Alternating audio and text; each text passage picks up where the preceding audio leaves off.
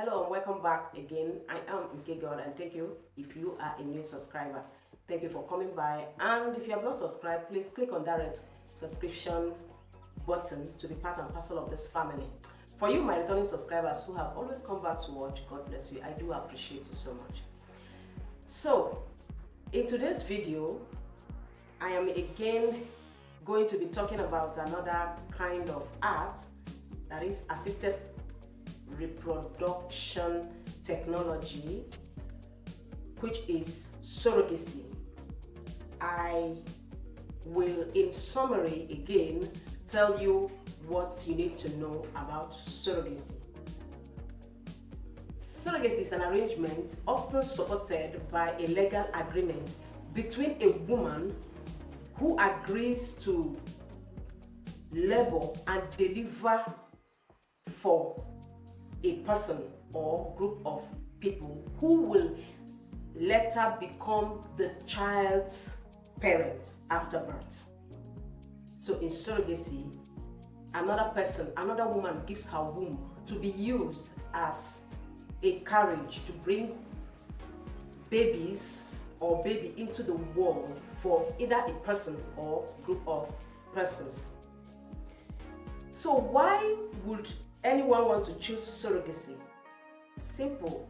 As a result of maybe it's a couple finding it difficult to get pregnant, or even being able to carry the pregnancy to term.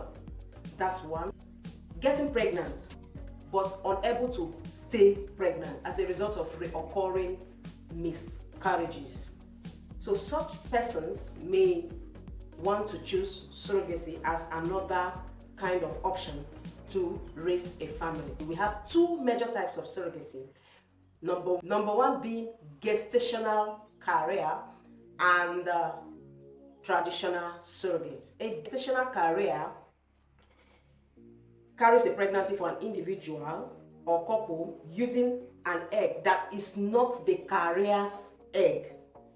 So this egg may either come from the intended mother and the sperm coming from the intended father, or donated egg and donated sperm.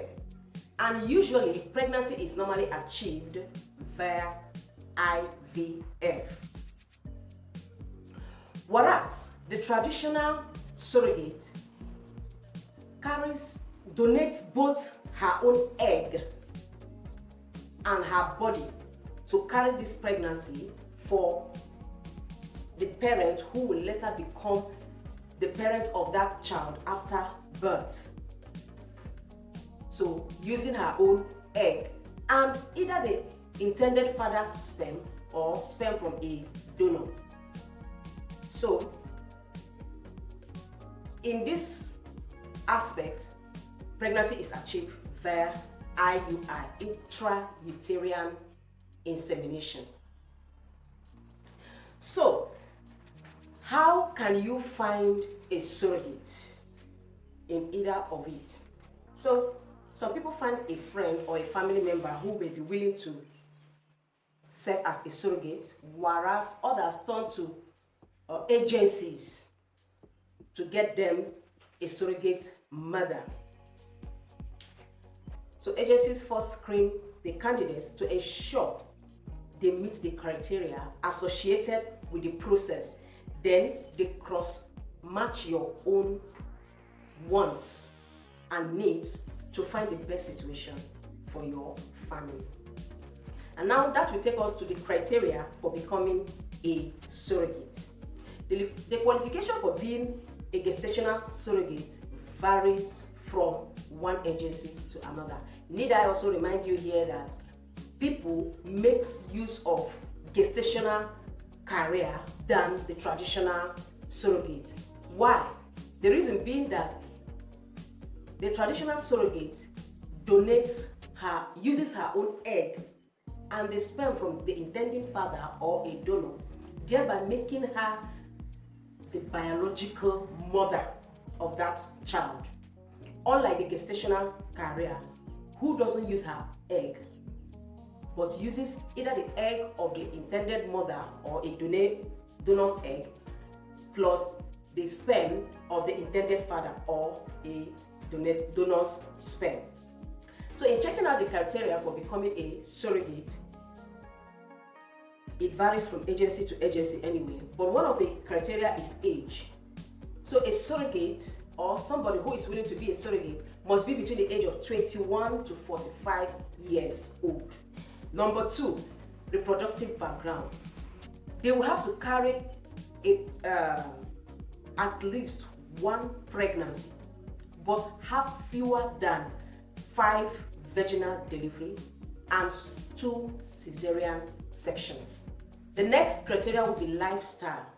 Surrogates must live in supportive home environment as confirmed by a home study. So to ascertain that that surrogate is not somebody that is just coming from anywhere. So you have a family that is supportive. In doing this, drug and alcohol is actually a turn-off. There may be other considerations which will include tests that potential surrogates must have a mental health screening, including screening for sexually transmitted diseases, that is STIs. Intended parents also have certain requirements to meet as well, and this involves providing complete health histories, having physical exams to ensure they can successfully go through the in vitro fertilization retrieval cycles in case the eggs and the sperm of the intended parents are going to be used. They have to screen for infectious diseases, test for certain genetic diseases that could be passed onto the child. Mental health issues also need to be checked. So mental health counseling is also recommended to cover things like expectations from surrogacy, addictions, abuse, and other psychological issues. Now, how does this happen from one step to the other? Once you have found a surrogate, achieving pregnancy differs depending on what type of surrogate you want to use. But with gestational career, the process will look like this. 1, you choose a surrogate, usually through the agency. 2, create a legal contract and have it reviewed. 3, go through the egg retrieval process. That is, if using the intended parent's egg and sperm, or obtain a donor's egg and sperm. Create embryos using intended father's sperm or a donor sperm. Number 4, transfer embryos to the gestational carrier, and then if it sticks, follow the pregnancy. If it doesn't work out, the intended parents and surrogates may pursue another cycle of IVF until they succeed. And number 5, the child is born, at which time the intended parents will obtain full legal custody as outlined in the legal contract. So if it has to do with a traditional surrogate, the process will likely be like this. Since the process does not involve IVF, it usually involves IUI, intrauterine insemination. The process will go thus: you choose that surrogate mother, that's number 1. Create the legal contract and review it. 4, go through the IUI process using the intended father sperm or a donor sperm. Number 4, follow the pregnancy, and if the first cycle doesn't work out, try again. Number 5, the child is born. The surrogate may need to legally terminate the parental right to the child, and the intended parent may need to complete a step parent adoption in addition to any legal contract set up in earlier stages. Of course, this process may slightly be different depending on the state and country you are operating from. I also want you to know that in Nigeria here, surrogacy is also being practiced. Just like it's in the other, in the developed country, there is no federal law. It is states that have such laws. So how much is this going to cost? So because of a lot of things that are involved, the legal situation, the screenings, the health, the compensation and all of that, so the cost will be between $90,000 to $130,000. Yes.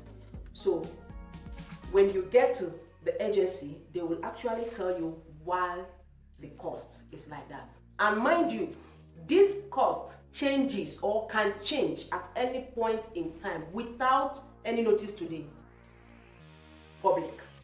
So it is not as if it is a static kind of price. What about the traditional surrogacy?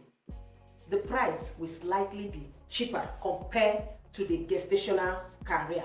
The reason is that the traditional surrogate uses her own egg and goes through IUI procedure, and you know that IUI procedures are normally cheaper compared to IVF procedures.